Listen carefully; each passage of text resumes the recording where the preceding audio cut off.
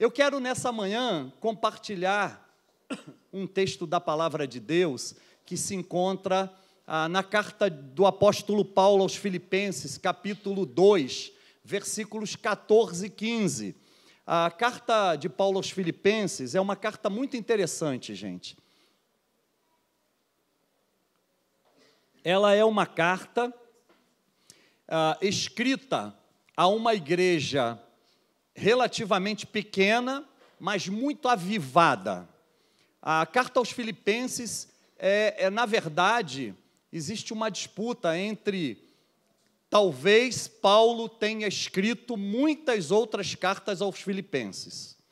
E como a gente percebe em alguns versículos dessa carta, algumas interrupções abruptas, assim, sem uma conclusão, a gente percebe que pode ter sido, sim, essa carta pode ter sido resultado de um ajuntamento de outras cartas.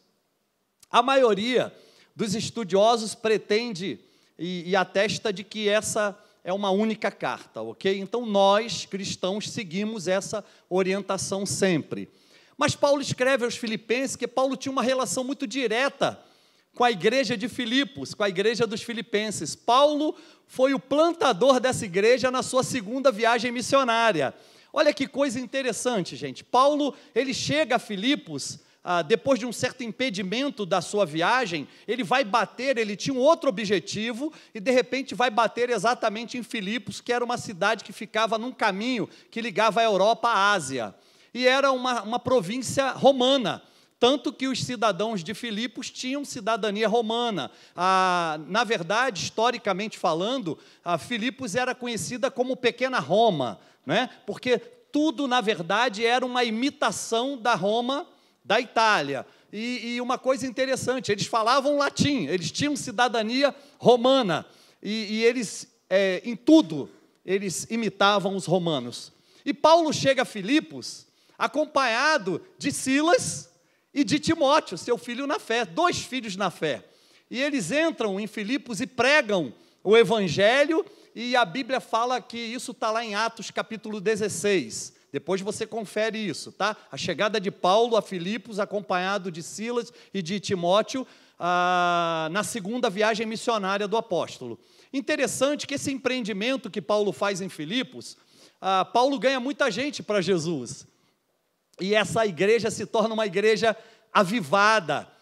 Em Atos capítulo 16 ainda, você vai perceber que Paulo encontra uma mulher chamada Lídia, que era vendedora de púrpura. Púrpura é um tipo de tecido.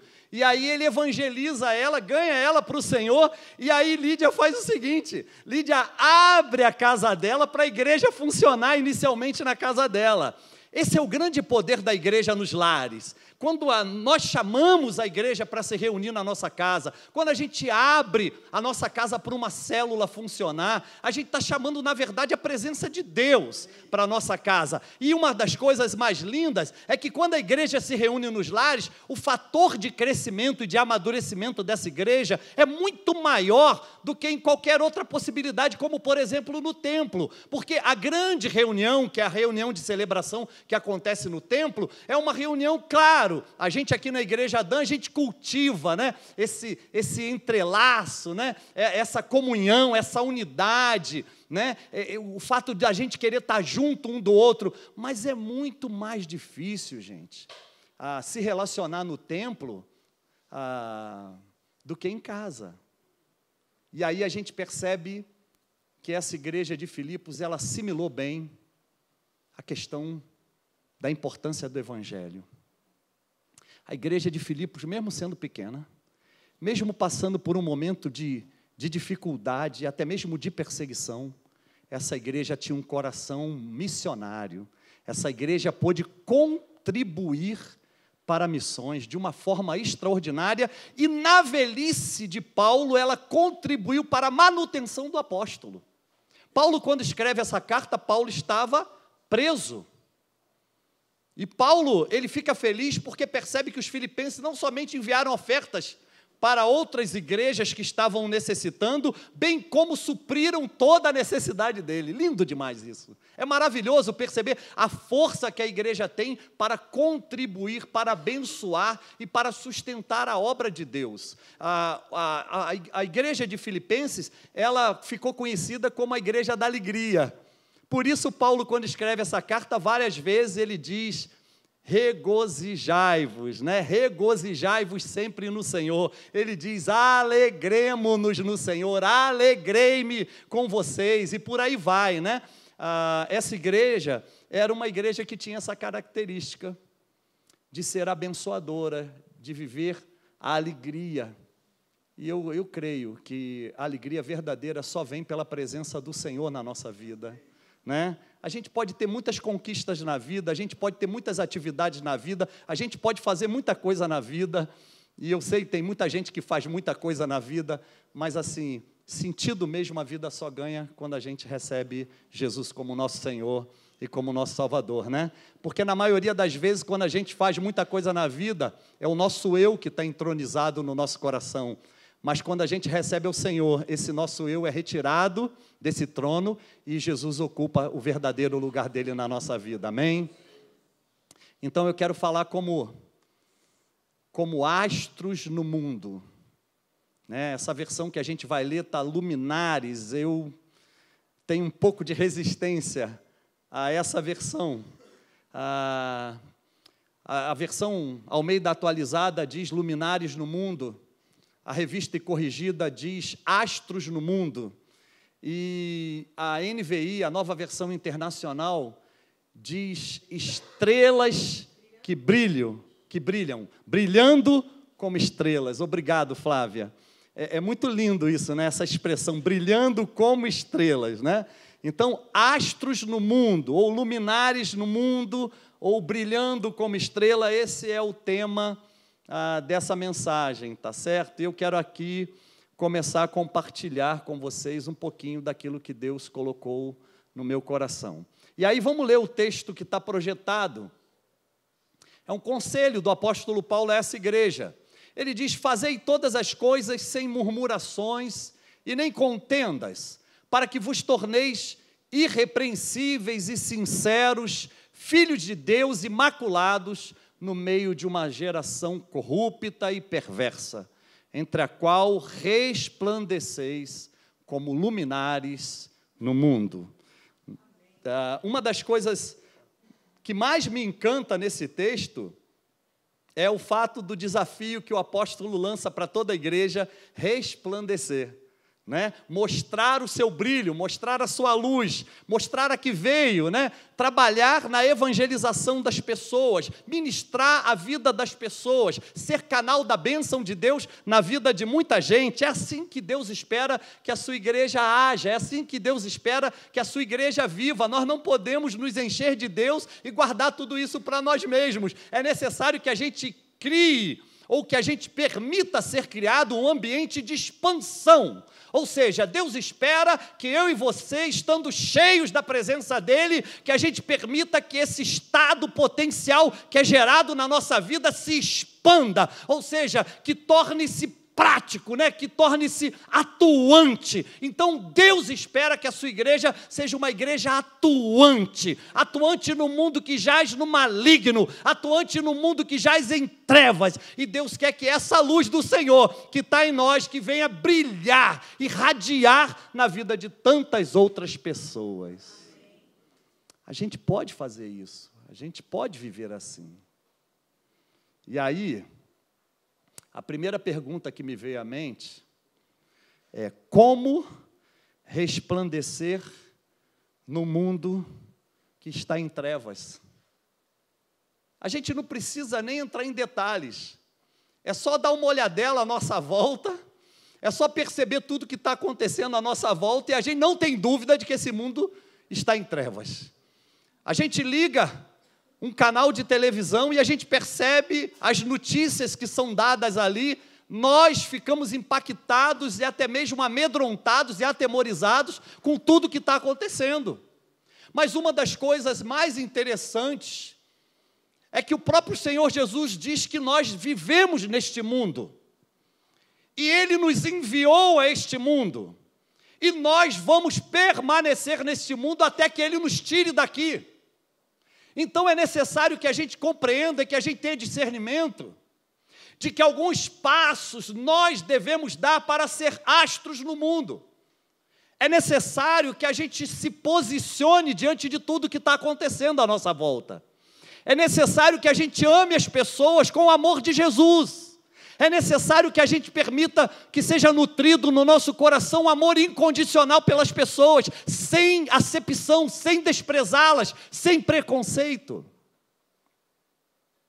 A pior coisa que nós podemos permitir na nossa vida é um estado de apartheid, é um estado de separação do outro. Pelo contrário, o Evangelho é um convite a se envolver com o outro.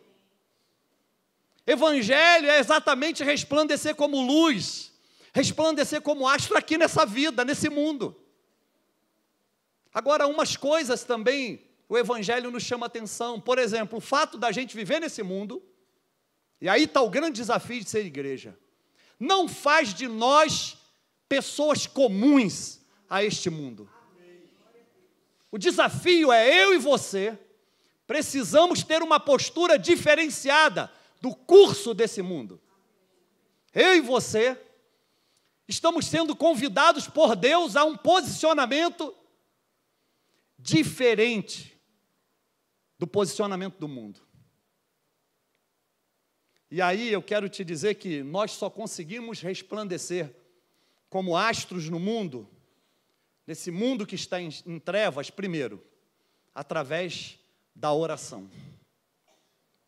É necessário que a gente ore mais, e esse que vos fala tem um sentimento de pendência muito grande em relação a isso.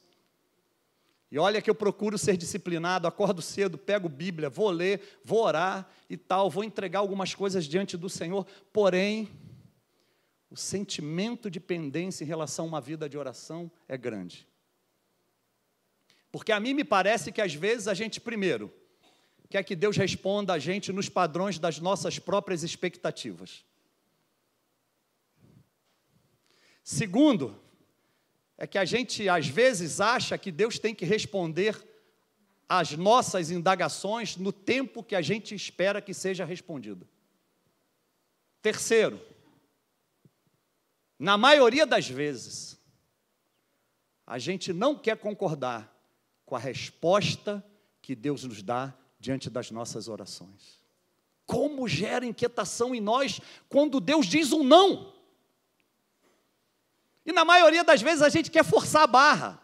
Na maioria das vezes a gente quer continuar naquele caminho que a gente disse, olha, eu quero muito isso, porque eu quero te dizer uma coisa, a inclinação da nossa carne é isso mesmo. O pecado que está na nossa carne nos inclina a querer caminhar segundo os padrões das nossas próprias expectativas, segundo as nossas próprias conveniências. E quando Deus nos dá uma resposta que não é um atendimento imediato àquilo que a gente espera, a gente fica rebelde.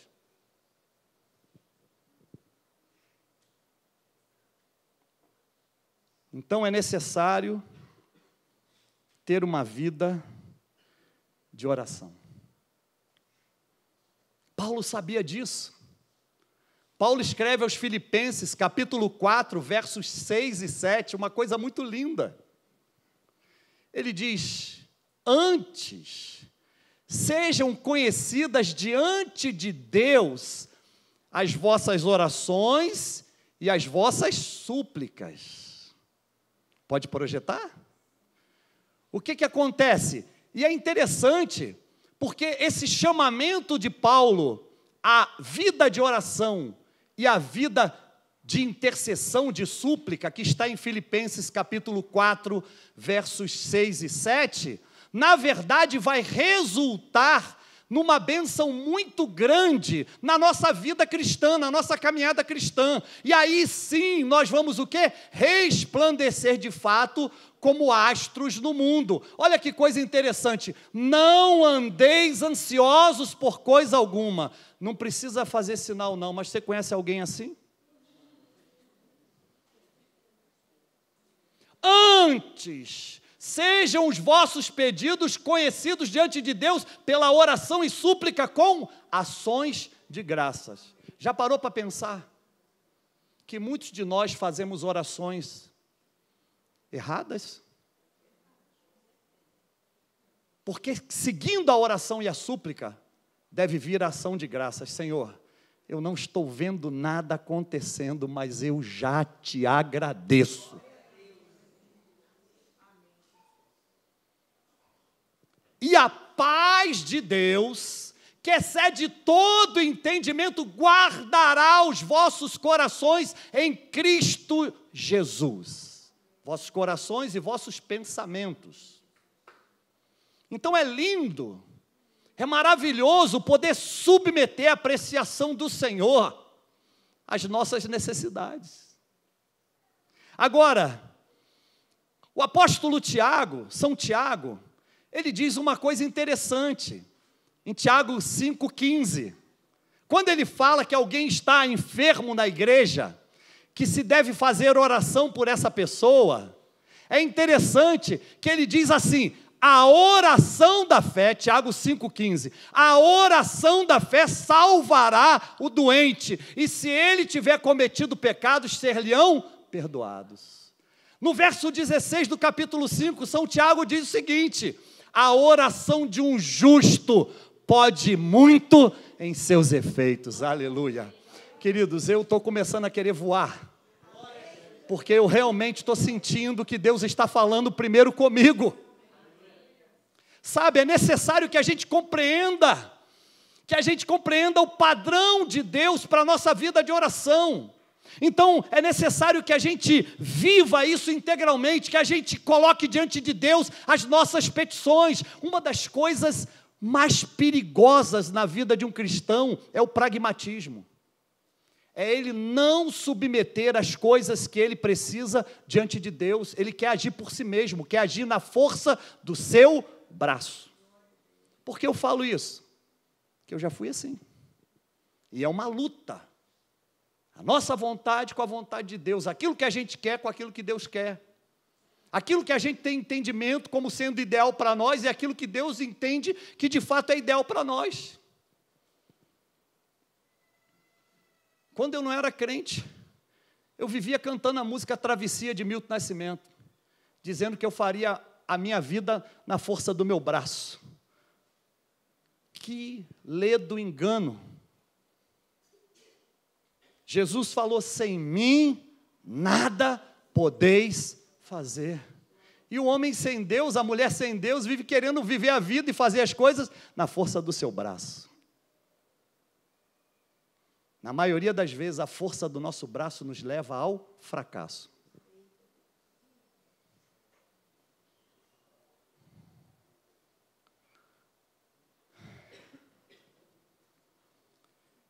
Eu quero citar um exemplo aqui de que a gente não pode desistir de uma vida de oração.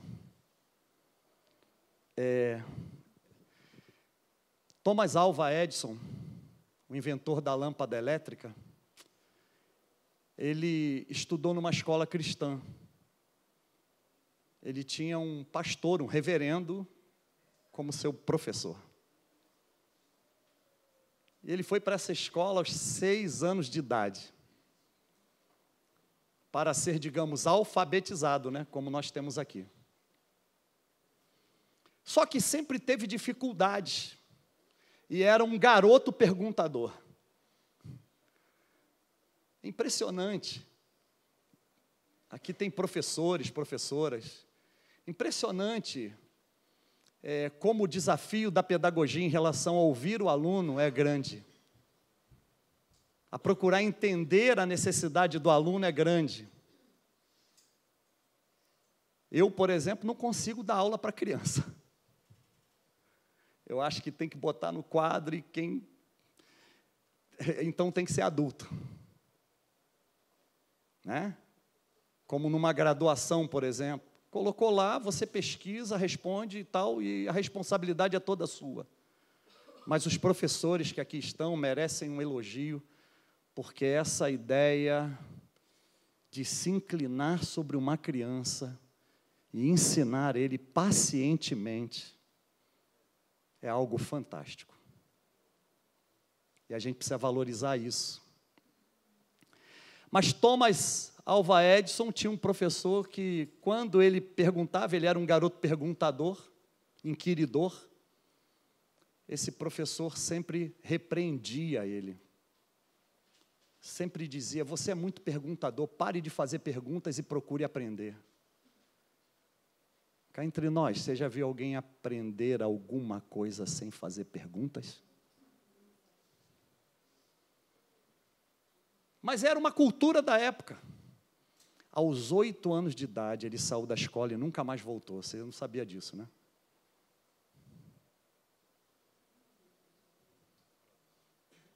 Começou a estudar por conta própria. Começou a tentar fazer tentativas de invenções por conta própria. Ele inventou o telégrafo, inventou o projetor de cinema e aperfeiçoou o telefone que Graham Bell havia inventado. Ele aperfeiçoou, fez o telefone funcionar melhor. Foram várias as tentativas de inventar a lâmpada elétrica. Até que um dia um jornalista disse: puxa, mas isso é um sinal de fracasso, né? Você tentou tantas vezes para então no final conseguir êxito. Ele disse: eu não vejo sinal de fracasso algum. Eu vejo que a nossa vida é uma vida de tentativas consecutivas. E quanto mais a gente tenta, mais probabilidade de acertar a gente tem. Sabe, a gente precisa ter esse entendimento e fazer esse investimento de que não importa o quanto a gente vai errar, importa que a gente não vai parar de tentar nunca. Será que você pode virar para essa pessoa que está do teu lado e dizer: nós não vamos parar nunca? Ainda que a gente fracasse num projeto, ainda que a gente tenha dificuldade, nós vamos continuar tentando, para a glória de Jesus.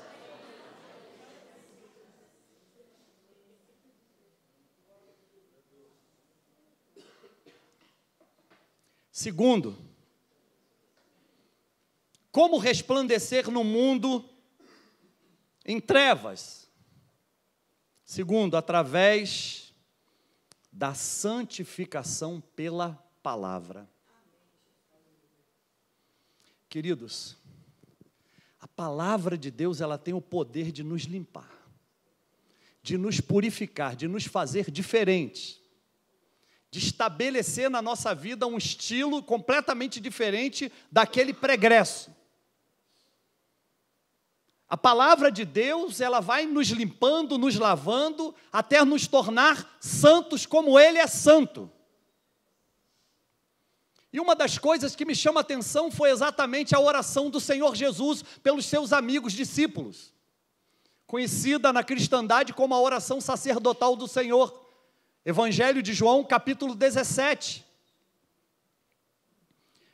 Nós podemos ler do versículo 17 até o versículo 19, mas olha que coisa interessante. Jesus, num dado momento, ele diz: santifica-os na verdade, a tua palavra é a verdade. E aí ele diz: assim como o Pai me enviou ao mundo, eu os envio também ao mundo.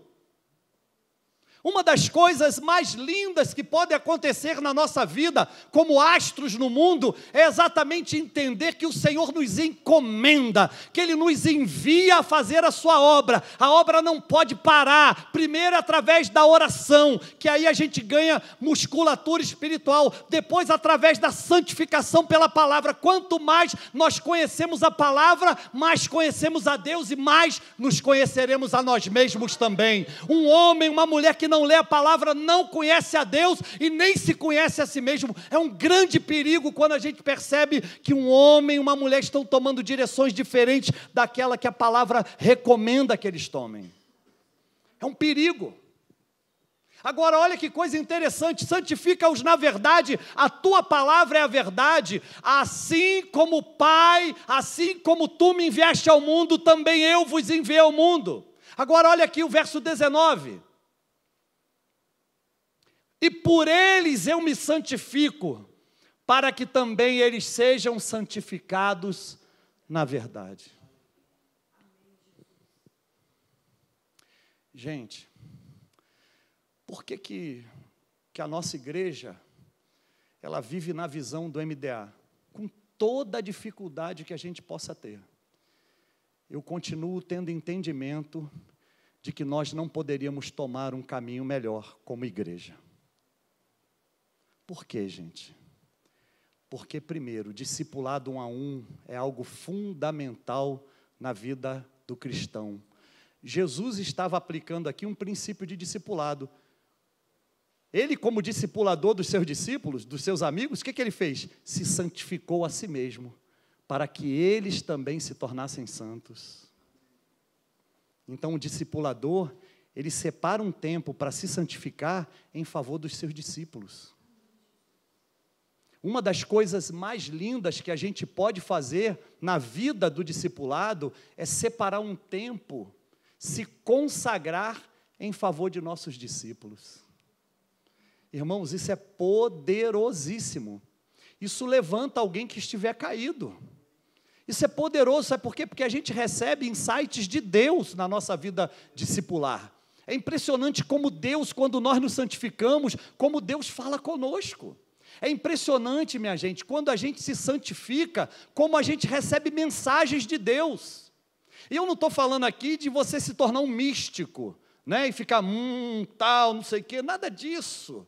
Né, de viver de espetáculos pirotécnicos, rebolando, rebolando não, né? Mas rodando, rodopiando e correndo de um lado para o outro. Você não precisa nada disso, não. A santificação, ela é uma lavagem na nossa vida pela palavra. E aí isso nos faz o quê? Nos faz amar o nosso irmão de tal maneira a ponto de se consagrar pela vida dele. Nós não fazemos ideia do resultado que isso traz. Então, é muito importante que nós, como igreja, continuemos o quê? Formando discipuladores. Vocês sabiam que a gente tem uma demanda grande de pessoas que têm procurado e dito, olha, eu preciso ser discipulada, mas a gente ainda não conseguiu encontrar um discipulador? Sabe por quê? Porque você ainda não se apresentou. Nós temos aqui várias pessoas que têm condição de discipular. Todos têm condição de discipular alguém. Mas é necessário sair do lugar. É necessário dizer, eu posso ser canal da bênção de Deus na vida do meu irmão. Eu quero me consagrar, me santificar, para que o meu irmão seja santo também. E aí você vai pegar um discípulo, às vezes, que tem pensamentos diferentes do teu, argumentos diferentes do teu, comportamento diferente do teu, hábitos diferentes do teu, e você não vai querer que ele seja igualzinho você inicialmente. Você vai ter que andar com ele, você vai ter que ministrar, amar, proteger, ensinar. E aí sim, então, lá no final, você vai levantar a mão para o céu e dizer assim, valeu a pena investir. Por quê? Porque eu não tenho dúvida que Deus vai pegar o seu discípulo e vai fazer dele também um campeão. Não tenho dúvida disso. Fiquei pensando, na manhã de hoje, acordei bem cedo, fiquei pensando na questão dos astros. E eu queria dividir com vocês algumas coisas que realmente me têm chamado muita atenção em relação à força, poder da palavra. Impressionante, né? Jesus falar, eu me santifico a mim mesmo para que eles sejam santificados. Hebreus 4:12 diz, porque a palavra de Deus é viva e eficaz, mais penetrante do que uma espada de 2 gumes, e penetra até a divisão da alma, do espírito, separando juntas de medulas, e é apta para discernir as intenções e proposições do coração humano. Então, essa palavra, quando nós nos debruçamos sobre ela, quando nós nos alimentamos dela, ela penetra a nossa interioridade. E ela investiga dentro de nós aquelas áreas vulnerabilizadas. E sabe o que ela faz? Ela preenche essas áreas com uma unção de santificação. Por isso, muitos homens e mulheres que estão aqui, inclusive nessa hora, não somente pertencem à igreja Adã, mas a todas as igrejas do Senhor reunidas em toda a face da terra. Muitos homens e mulheres, muitas vezes, quando passam na rua, ou então quando vão a algum lugar, alguma reunião, seja um estabelecimento público, seja uma área de lazer, as pessoas percebem que há alguma coisa diferente naquela vida. Aleluia. Os profetas, quando passavam, as pessoas diziam: ali vai um homem de Deus. Eu quero declarar profeticamente que quando você passar, aonde você for, por onde você for, alguém vai apontar para você e vai dizer: ali está um homem de Deus, uma mulher de Deus. Aleluia.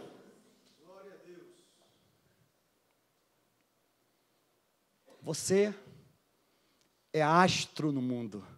Resplandecei como astros no mundo. Sabe, você precisa passar por lugares e ser percebido como um homem de Deus, uma mulher de Deus. Você precisa ser observado.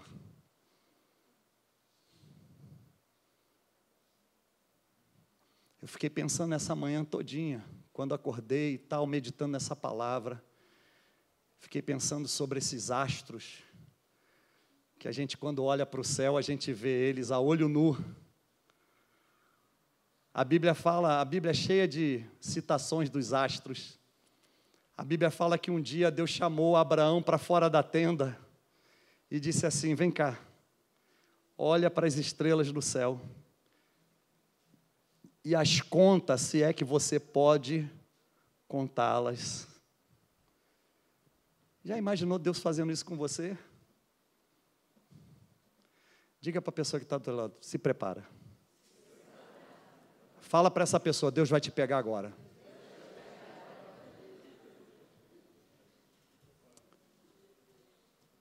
Abraão naquela época saiu e olhou. Há quem diga que na época de Abraão se podia contar apontando o dedo até 3.000 estrelas. Eu fico imaginando, Zé Carlos, o trabalho que isso dava, né? Hein, pastor Rodrigo? Agora nós temos, sabe o quê? O telescópio, sei lá, tem tantos, mas vamos citar um aqui, Hubble. Né? O Hubble, ele pega lá galáxias inteiras. Né? Não pega todo o universo, mas pega galáxias inteiras, a nossa e outras. Incrível, eu fico imaginando quantas estrelas tem. É muita coisa. Agora veja bem, olha o que Deus falou para Abraão, quando tirou ele da tenda e falou: conta, meu filho, se é que você pode contar. Deus disse o seguinte: assim será a sua descendência sobre a face da terra. Essa palavra é para nós.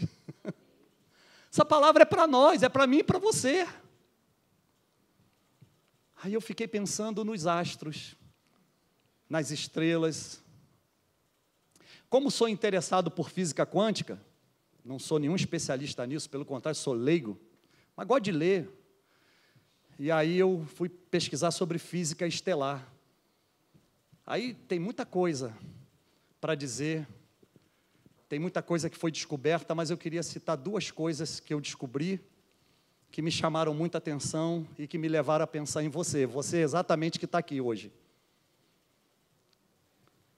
A primeira são as estrelas anãs brancas.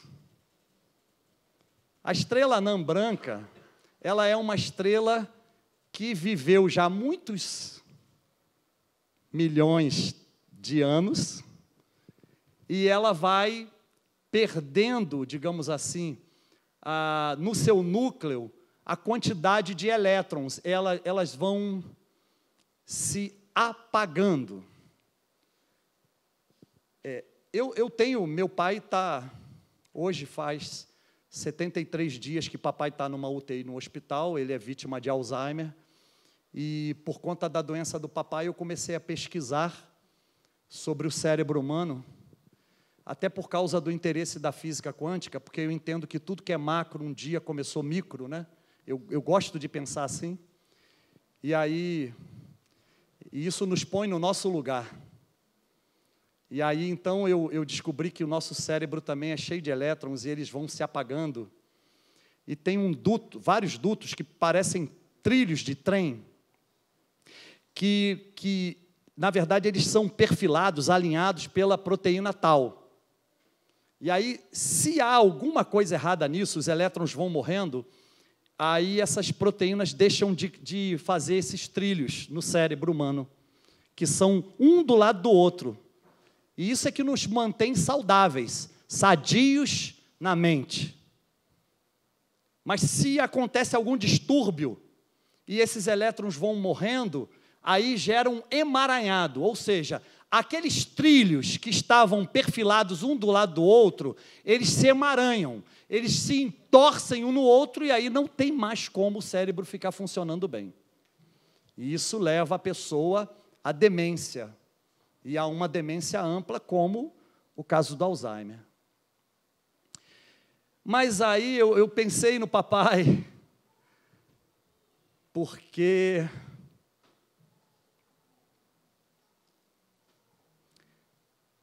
eu lembrei que há muito tempo eu passei por uma crise muito séria na minha vida, difícil, muito difícil. E foi um negócio assim que eu não via solução, eu não via como resolver. E eu voltei a morar na casa dos meus pais. E conversando com o papai um dia, a gente sempre trocou muitas ideias. Ele disse para mim assim, eu falando para ele da dor que eu estava sentindo, das perdas que aconteceram. Ele disse para mim assim, filho, se tudo isso que você está passando agora não resultar em expectativa de dias melhores, de nada vai valer a pena viver a vida. Ele disse, filho, se tudo isso que você está vivendo agora não resultar em expectativa de dias melhores, de nada vai valer a pena viver a vida.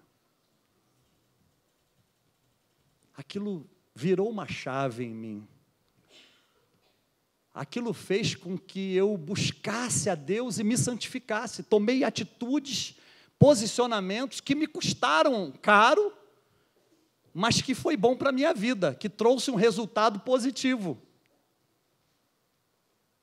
Com a ajuda de Deus, todos os problemas foram superados, porque esse Deus da palavra, que nos santifica pela palavra, é um Deus que tem promessa para cada um de nós. E ainda que a gente fale em algum momento, ainda que a gente fale, que a gente caia, que a gente fracasse em algum momento, Ele é fiel para cumprir tudo aquilo que Ele diz a nosso respeito. Aí eu quero te falar sobre essas estrelas anãs brancas. Os elétrons vão se apagando. E ela vai dando uma esfriada. Mesmo assim, ela é muitas vezes mais quente que o Sol. O nosso Sol. Mas o interessante acontece com elas. Por que elas são chamadas anãs brancas? Porque essa estrela, ela, quando os elétrons vão, eles preferem usar o termo esvaindo, né, sumindo, ela vai se esfriando, o calor dela vai diminuindo, mas o brilho continua o mesmo, a luz continua a mesma. O que me chama a atenção é que com essa perda de elétrons, esse esfriamento, vão juntando nelas carbono e oxigênio. E aí elas vão virando verdadeiros diamantes, gigantescos, diamante mesmo. Diamante é a formação, é a junção do carbono com o oxigênio. Aí vai cristalizando. E aí eu pensei de manhã, meus irmãos são assim. São como essas estrelas, verdadeiros diamantes. Ainda que alguma coisa por dentro mexa, ainda que alguma coisa por dentro gere um certo incômodo, porque eu fico imaginando para uma estrela que existe há bilhões de anos, né, com aquela formação toda, e de repente ela vê alguma coisa mudando nela, imagino que isso gera um incômodo, né? É um material, mas assim, eu trago isso para aplicar à nossa vida. Tudo aquilo que mexe dentro de nós, tudo aquilo que muda dentro de nós gera um incômodo, né? E a gente fica assim, desculpa a redundância, muito incomodado. Não é? Agora, olha que coisa interessante. Todo incômodo que pode vir à vida de um cristão vai resultar o quê? No brilho da vida de Deus em nós. No brilho da vida de Deus em nós. Por isso, no Sermão da Montanha, nas Beatitudes, Jesus explicando aos seus discípulos, dizendo, olha, vocês são sal da terra, luz do mundo.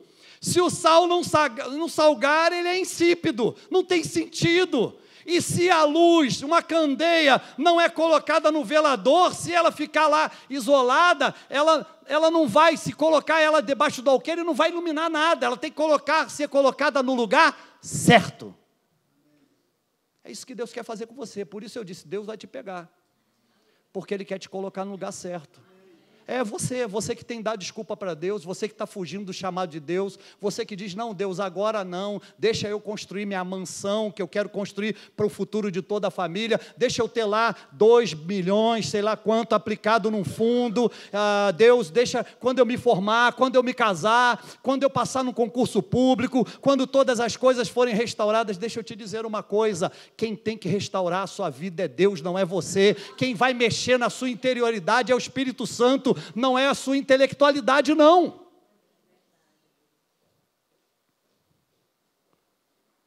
Então, nós somos como essas estrelas anãs, que por mais que por dentro de nós haja um desconforto, Deus vai providenciar uma formação muito valiosa na nossa vida. Nós vamos ser como que diamantes, para a glória de Jesus. Agora, deixa eu te dizer uma outra coisa. No universo existem vários buracos negros, vários. O buraco negro, ele exerce uma pressão de sucção muito forte. É assim, é uma coisa gigantesca, monstruosa, né, que fica girando como uma turbina, sem jogar para fora, sempre puxando, sempre sugando, funcionando como uma sucção.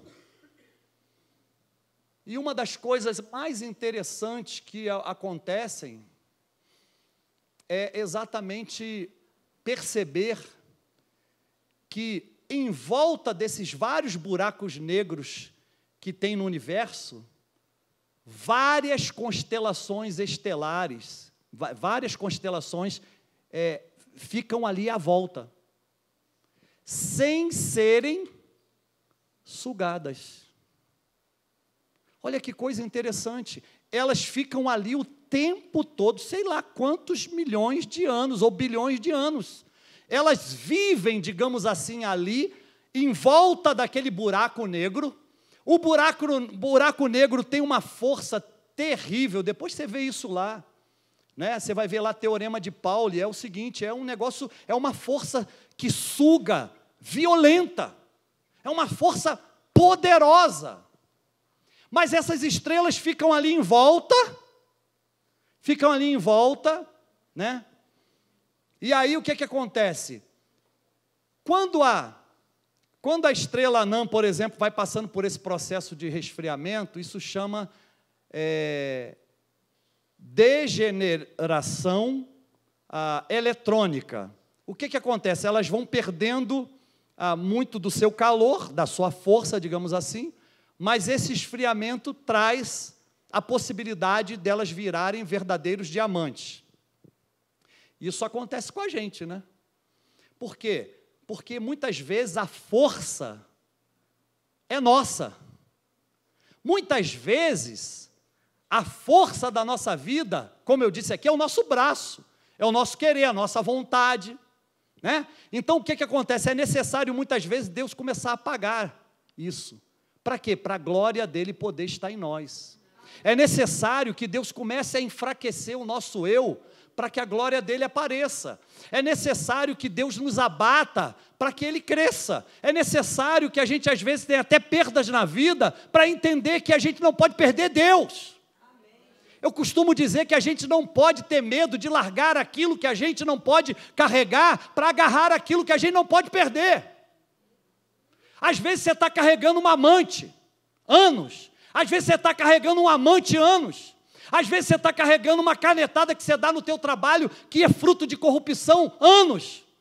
Às vezes você está carregando, sei lá, tanta coisa, mentira, incredulidade, tantas coisas. E aí o que acontece? Você está carregando aquilo que você não pode. Você deve largar isso e agarrar aquilo que você não pode perder, que é a sua salvação, que é a presença de Deus na sua vida.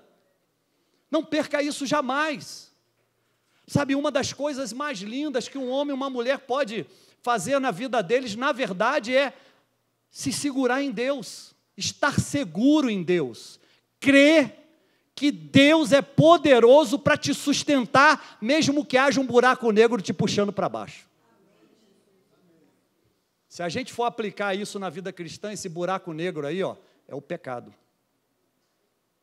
Eu nunca vi nada que nos puxe tão para baixo do que o pecado. E às vezes a gente chega no fundo do poço. E às vezes a gente não consegue sair de lá. Mas eu quero declarar que nessa manhã, Deus te trouxe aqui para fazer valer na sua vida e na minha vida, de que ainda que a gente viva como essas estrelas, em volta do buraco negro, Ele não vai conseguir nos puxar para baixo. O apóstolo Paulo, escrevendo aos Romanos, ele disse: pois o pecado não terá mais domínio sobre vocês, porque vocês não estão mais debaixo da lei, mas sim da graça de Deus. Eu declaro que você está debaixo dessa graça, a graça de Deus. Terceiro, é necessário ter o brilho do Espírito Santo nas nossas vidas. É necessário permitir que esse brilho inaugure na nossa vida um novo tempo. Domingo passado eu saí da igreja muito radiante, feliz, porque uma pessoa, ele não está aqui, mas um irmão, ele me chamou no final e disse: pastor, não sei como que eu te digo isso, mas Deus está inaugurando na sua vida um novo tempo. E aí eu falei: meu Deus, isso implica em mais responsabilidade ainda, eu não posso brincar com isso, não posso. Eu queria citar para você, então, já que eu falei do sermão da montanha, quando Jesus falou das beatitudes, e ele disse que nós somos sal da terra, a luz do mundo, que o sal não pode ser insípido porque ele tem que salgar, que a luz não pode ser colocada em qualquer lugar, ela tem que ser colocada no velador para que as pessoas sejam iluminadas. Eu queria que projetasse, por favor, Mateus capítulo 5, verso 16, quando ele finaliza esse assunto. Ele finaliza de um modo muito bacana. Ele diz: assim resplandeça a vossa luz diante dos homens, para que vejam as vossas boas obras e glorifiquem a vosso Pai que está nos céus.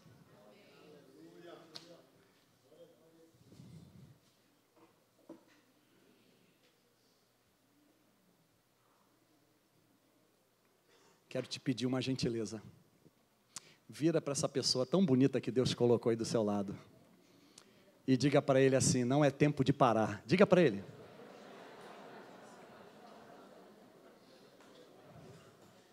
Jesus falou aqui, ó: a vossa luz brilhe diante dos homens, para que eles vejam as vossas obras. Nós não vamos parar, nós vamos continuar em frente, nós vamos avançar, nós vamos avante. Sabe por quê? Porque a mão do Senhor que nos sustenta é impressionante. O buraco negro está ali puxando para baixo, mas as estrelas gravitacionalmente estão ali sendo sustentadas. Eu não tenho dúvida que nós, como astros do mundo, somos sustentados pela mão potente e poderosa do Senhor. Eu não tenho dúvida que o pecado não tem domínio mais sobre a nossa vida quando nós vivemos uma vida que agrada a Deus. Eu não tenho dúvida de que a obra que a gente faz é uma obra que ficará na história, que fará história. Sabe por quê? Porque podemos todas as coisas naquele que nos fortalece. Oh, meu irmão, minha irmã, não importa o que você esteja vivendo, não importa o que você viveu, não importa quantas coisas você vai ter que abrir mão, não importa o preço que você vai ter que pagar. Filipenses 4:13,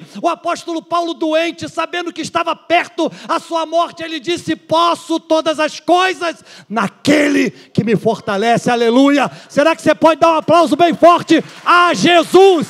Somente a Ele, nosso Senhor, nosso Salvador, aquele que é a nossa sustentação, aquele que é provedor de todas as nossas necessidades.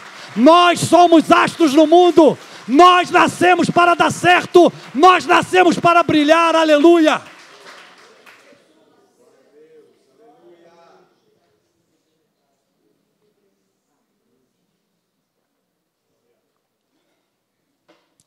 Quando eu tinha 19 anos, já era um servo de Deus, eu tive um problema de hérnia inguinal.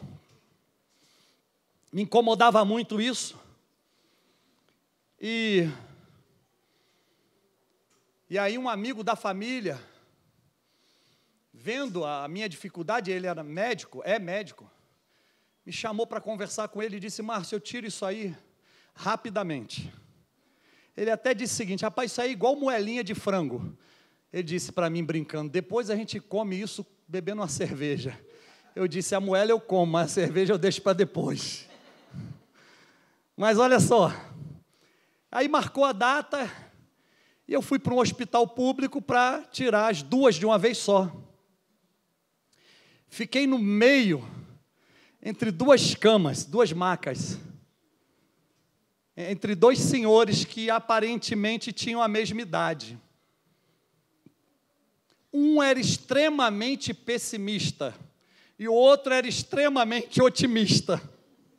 E eu fiquei ali 2 ou 3 dias, se não me engano, do lado daqueles camaradas, vendo eles guerreando um com o outro e eu no meio. E aí, eu me lembro que um dizia: esse Brasil não presta. Por mim tinha que matar todo mundo. Ué, ele não é brasileiro, não? Por mim tinha que explodir isso tudo, não sei o que, tal. Tinha que metralhar todo mundo, não sei o que, falava assim. O outro, nunca mais esqueço nem do nome dele, é o Tino Reufer. Era um descendente de europeu, que morava numa cidade lá no Rio de Janeiro, a cidade antes de Nova Friburgo, uma cidade serrana, chamada Cachoeiras de Macacu. Ex-ferroviário, trabalhava em linha de trem, né, com trem, consertando trilhos de trem. E ele dizia: pois eu acredito que o Brasil vai dar certo. Ele dizia, ele tinha 70 anos de idade, eu tinha 19. Esse homem tinha tudo para dizer: rapaz, minha vida está acabando, porque a própria Bíblia diz que o que passa disso é enfado e canseira. Mas eu declaro que a gente vai viver muitos anos se Jesus não voltar, com saúde para a glória de Deus. Mas aí interessante é que esse senhor, ele dizia: pois eu acredito que o Brasil vai dar certo, eu acredito que o Brasil tem gente muito boa. Ele dizia: olha, eu acredito no povo da nossa nação, de todas as regiões da nossa nação. Que bacana, né? Que bacana. Aí, esse outro negativo, ele disse: para mim tinha que tudo acabar mesmo, eu já estou aqui quase morrendo, porque os dois sofreram cirurgias no rim. Eu não sei como que essa cirurgia é feita hoje em dia, mas assim, naquela época, eu fiquei assustado com o corte, porque vinha daqui de trás e passava aqui, para a lateral. Era um negócio grande, enorme. Eu ficava assustado com aqueles 2 cortes daqueles homens. Mas um dizia que queria logo morrer. Não, eu quero morrer logo. Tal, a vida é isso, a vida é aquilo. E o outro dizia, eu acredito na nossa nação, no nosso povo, na nossa gente. Aí um dia, nessa guerra toda, eu falei assim, puxa, mas falei para o senhor do lado, né? Eu falei, não é possível que você não consiga pensar em algum momento numa coisa boa. Aí ele me respondeu assim, carrancudo, eu não penso mesmo não, não tem mais esperança de nada. Aí o seu Altino me ouviu falar com ele, falou, pois eu tenho, eu quero te dizer uma coisa, Márcio. Jovem, ele me chamava, jovem, eu quero te dizer uma coisa, eu vou sair desse hospital, vou lá para a minha terra, Macacu, aonde eu trabalhei lá na linha férrea, tem uma vila que está toda deteriorada, eu vou juntar os meus companheiros aposentados, nós vamos reconstruir aquela vila.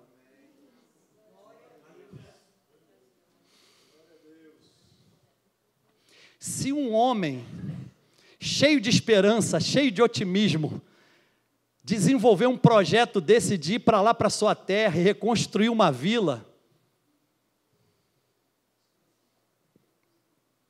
eu fico imaginando o que Deus quer fazer com a gente agora. E eu fico imaginando o que Ele pode fazer na nossa vida para nos fazer de novo astros.